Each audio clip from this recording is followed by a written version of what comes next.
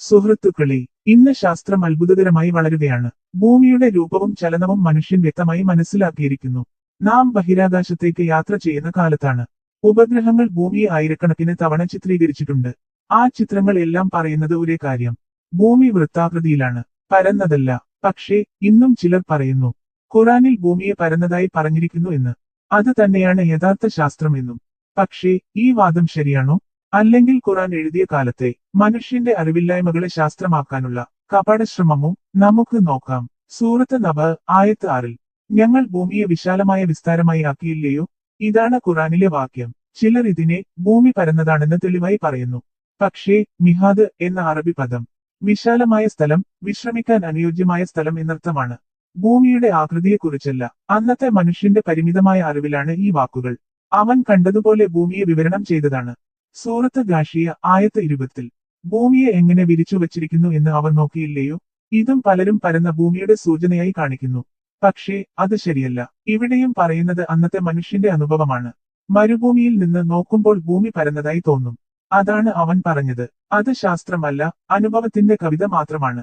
സൂറത്ത് അൽ ദാരിയാത്ത് ആയത്ത് 48. ഭൂമിയെ ഞങ്ങൾ വിരിച്ചു വച്ചിരിക്കുന്നു, അത്രയും നല്ല ഒരുക്കമാണത്. ഇവിടെയും പറഞ്ഞത് ഭൂമിയുടെ രൂപമല്ല, മനുഷ്യർക്കുള്ള സൗകര്യമാണ്. അന്നത്തെ മനുഷ്യൻ ലോകത്തെ കാണുന്നത് തന്റെ കണ്ണിലൂടെ മാത്രമായിരുന്നു. അവൻ ഭൗതികശാസ്ത്രം അറിഞ്ഞിരുന്നില്ല, ബഹിരാകാശം എന്താണെന്ന് അറിയുമായിരുന്നില്ല. അവന്റെ ഭാഷ അതിന്റെ പരിധിയിലായിരുന്നു. സൂറത്ത് അൽ നാസിയാത്ത് ആയത്ത് 30.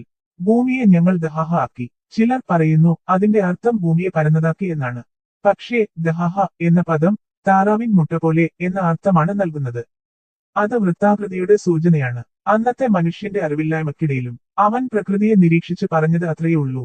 മനുഷ്യർ ഭൂമി വൃത്തമാണെന്ന് കണ്ടെത്തിയത് ഇന്നലെ അല്ല, ആയിരക്കണക്കിന് വർഷങ്ങൾക്ക് മുൻപേ. അരിസ്റ്റോട്ടിലും എറാത്തോസ്തനീസും ഭൂമിയുടെ നിഴൽ അളന്ന് അതിന്റെ വലിപ്പം കണക്കാക്കിയിരുന്നു. ആ കണക്കുകൾ ഇന്നത്തെ അളവിനോട് അത്ഭുതകരമായി അടുത്തതാണ്. നാസയുടെ ബ്ലൂ മാർബിൾ ചിത്രങ്ങൾ, അന്താരാഷ്ട്ര ബഹിരാകാശ നിലയത്തിലെ ദൃശ്യങ്ങൾ എല്ലാം ഒരേ കാര്യം പറയുന്നു: ഭൂമി വൃത്തമാണെന്ന്. പക്ഷേ ഇന്നും ചിലർ പറയുന്നു ഖുറാനിൽ പറഞ്ഞത് തന്നെയാണ് ശാസ്ത്രമെന്ന്. ഇത് മനഃശാസ്ത്രത്തിൽ തെളിവ് സ്ഥിരീകരണ പക്ഷപാതം എന്നാണ് വിളിക്കുന്നത്. ആദ്യം തന്നെ വിശ്വാസം തീർക്കുന്നു, പിന്നീട് അതിന് അനുയോജ്യമായ വാക്യങ്ങൾ മാത്രം തിരയുന്നു. ഇത് ശാസ്ത്രീയ സമീപനമല്ല, ഇത് ബുദ്ധിയുടെ അടിമത്വമാണ്. മതഗ്രന്ഥങ്ങൾ ആത്മീയക്കാണ്, ശാസ്ത്ര പഠനത്തിനല്ല. അവയിലെ വാക്കുകൾ അന്നത്തെ മനുഷ്യന്റെ പരിമിതമായ അറിവിന്റെ പ്രതിഫലനമാണ്. അവയെ ശാസ്ത്രമാക്കാൻ ശ്രമിക്കുന്നത് മതത്തെയും ശാസ്ത്രത്തെയും രണ്ടിനെയും തെറ്റായി അവതരിപ്പിക്കുന്നു.